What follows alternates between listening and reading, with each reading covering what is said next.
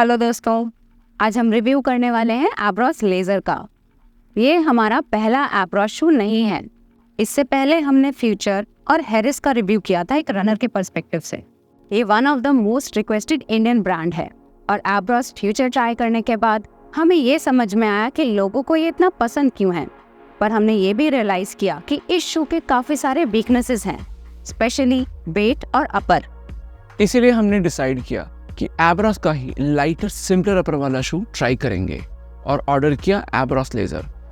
तो क्या एब्रॉस हैरिस के सारे पॉजिटिव एस्पेक्ट्स इस शू में हैं या प्राइस कम होने के कारण इसका परफॉर्मेंस हिट हुआ है, इसके बारे में आगे बात करेंगे। डिस्क्लेमर के तौर पे हम आपको ये बताना चाहेंगे कि ये शू भी हमने अपने पैसों से लिया है और इस पे अराउंड 90 किलोमीटर के रन्स कर चुके हैं। तो चलिए शुरू करते हैं इसके स्टैट्स एंड फीचर्स के साथ। मैं हूं सिद्धार्थ। मैं हूं अनु और आप देख रहे हैं जॉगर्स जर्नल।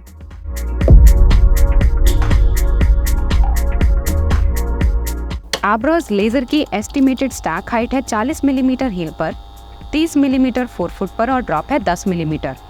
मेन साइज 9 में इसका वेट है 289 ग्राम और इंडिया में यह आता है 2199 रुपये का। ऑल्दो ये आपको डिस्काउंटेड भी मिल जाएगा। इसका अपर एक इंजीनियर्ड मैश का बना है। मिड सोल में पाया जाता है हाइपर बीट्स, जो एब्रॉस का premium TPU pellet based foam है। आउटसोल में ऑलमोस्ट फुल कवरेज है रबर की और इनसोल बहुत ही सॉफ्ट और थिक है। अब बारी आती है लाइक्स की, और इस शू के मेजॉरिटी लाइक्स एब्रॉस फ्यूचर के साथ कॉमन है। पहला है कुछ नहीं, एब्रॉस फ्यूचर का मिड सोल इनसोल कॉम्बिनेशन हमें काफ़ी अच्छा लगा था। हाइपर बीट शायद one of the most comfortable ETPU foam होगा इंडियन ब्रांड्स की तरफ से, जिस कारण हम इसे एक वॉकिंग शू की तरह भी रेकमेंड करेंगे। इसका इंसोल काफ़ी थिक है और अल्ट्रा सॉफ्ट मटेरियल से बना है, पर ये पूरी तरह से फ्लॉलेस नहीं है, जिसके बारे में हम बात करेंगे डिसलाइक सेक्शन में। दूसरा लाइक है इसका वेट। ये एक मेजर कंप्लेंट था एब्रॉस फ्यूचर के अगेंस्ट, पर लेज़र रिलेटिवली लाइट है और 289 ग्राम का आता है। स्ट्रीमलाइंड अपर और अननेसेसरी प्लास्टिक पीसेस ना होने के कारण इस शू में आप हाइपर बीट्स को पूरी तरह एंजॉय कर पाओगे, क्योंकि तीसरा लाइक है हाइपर बीट्स का एनर्जी रिटर्न। एब्रॉस फ्यूचर के अपर में काफ़ी सारे इश्यूज थे, जिस कारण उसका बाउंस हम अच्छे से परख नहीं पाए।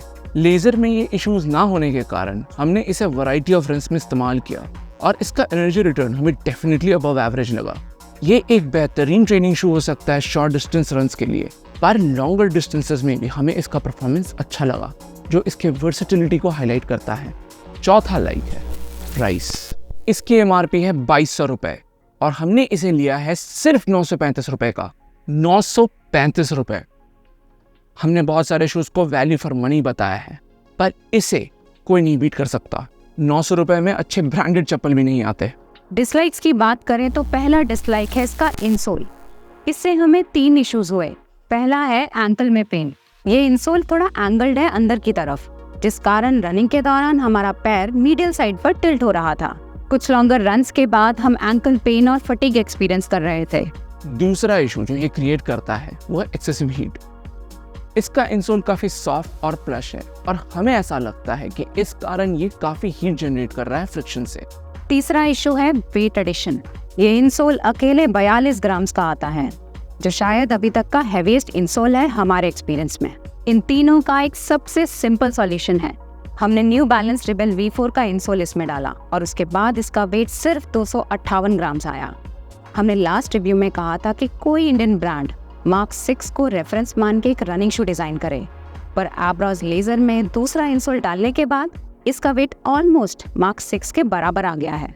हम ये भी ज़रूर ऐड करना चाहेंगे कि इंसोल चेंज करने के बाद भी एंकल का इशू पूरी तरह से रिजॉल्व नहीं हुआ। दूसरा डिसलाइक है आउटसोल ड्यूरेबिलिटी। हम नोटिस कर रहे हैं कि इसका आउटसोल बहुत जल्दी घिस रहा है, स्पेशली उन जगहों पे जहां हम लैंड करते हैं। ये एक पॉजिटिव साइन नहीं है, क्योंकि हमें पता चला है कि एब्रॉस अपने आउटसोल्स खुद मैन्युफैक्चर करता है। अब हम इस शू के 3 मेजर कंपोनेंट्स अपर, मिड सोल और आउटसोल को रेट करेंगे अपने एक्सपीरियंस के हिसाब से। शुरू करते हैं अपर से। लेज़र का अपर ऑलमोस्ट सारे इंडियन शूज में से बेस्ट है अगर आप इसे एक डेली रनिंग शू की तरह कंसिडर कर रहे हो तो। इसके हील सेक्शन में पैडिंग डिसेंट है, जो होल्ड अच्छा देता है, और 4 फुट एरिया में मैश पतला है, जिससे ब्रीदेबिलिटी भी बढ़िया रहती है। इसके अपर से हमें कोई भी मेजर कंप्लेंट नहीं है, पर लॉकडाउन थोड़ा और बेहतर हो सकता था। इसे हम देंगे 3.75 आउट ऑफ 5। हाइपरबीट्स को लाइक सेक्शन में हमने काफ़ी प्रेस किया है और इस शू में ये उभर के आता है। फास्टर पेसेस पे ये अच्छा एनर्जी रिटर्न दे रहा था और स्लोअर ईजियर पेसेस पर इसकी कुशनिंग बेहतरीन है, पर अभी भी हींग स्ट्राइकर्स इसे ज़्यादा एंजॉय कर पाएंगे। इसे हम देंगे 7.25 आउट ऑफ 10। इसका आउटसोल हमें पूरी तरह समझ में नहीं आया। नॉर्मली इसकी ग्रिप अच्छी है, पर कुछ स्लिक सरफेसेस पे ये काफ़ी स्लिप हो रहा था। नॉर्मल रोड कंडीशंस में हमने इसमें कोई भी इशू फेस नहीं किया, पर इंडोर डेली वेयर में इसका ग्रिप कभी कभी जवाब दे देता है। इसे हम देंगे 2.5 आउट ऑफ 5। आउटसोल का स्कोर डिपेंडेंट होगा आपके यूसेज पे। टोटल स्कोर आता है 13.5 आउट ऑफ 20। हम अपना स्कोरिंग यूनिफॉर्म रखने की कोशिश करते हैं, यानी जिस स्केल पे हम ब्रांडेड शूज़ रिव्यू कर रहे हैं उसी स्केल पे हम इंडियन शूज़ भी रेट करते हैं। एक 935 रुपये का रनिंग शू अगर 13.5 आउट ऑफ 20 स्कोर करे तो definitely best Indian running shoe कहा जा सकता है। इसकी वर्सेटिलिटी इसे लॉन्गर और शॉर्टर डिस्टेंस में भी अच्छा बनाती है। जहाँ तक इंसोल का सवाल है, अगर आप इसे कैजुअली पहन रहे हो तो आप इसी का इंसोल इस्तेमाल कर सकते हो, पर एज अ रनिंग शू हम रेकमेंड करेंगे कि एक लाइट वेट पतला इंसोल डालें जो एंकल पेन भी अवॉइड करेगा और इसका वेट भी काफ़ी कम हो जाएगा। एक ही शू है जिसे हम इसके साथ कंपेयर कर सकते हैं, वो है एक्शन का टर्बो 501। शू डायरेक्टली कंपेरेबल नहीं है, पर ये दोनों इंडियन ब्रांड्स के बेस्ट रनिंग शूज़ हैं हमारे ओपिनियन में। एक्शन टर्बो 501 एक्सेल करता है लॉन्गर डिस्टेंसेस पर अपने डीप कुशनिंग के कारण, और एब्रॉस लेजर एक सॉफ्टर और वर्सेटाइल ऑप्शन होगा। तो ये था हमारा रिव्यू एब्रॉस लेजर का। वीडियो डिस्क्रिप्शन में हमने कुछ एफिलिएट लिंक्स डाले हैं अगर आप शू परचेज करना चाहो तो। वीडियो पसंद आया या इससे कोई वैल्यू मिला तो लाइक और सब्सक्राइब जरूर कीजिएगा। अगले में मिलते हैं। Thank you and good bye.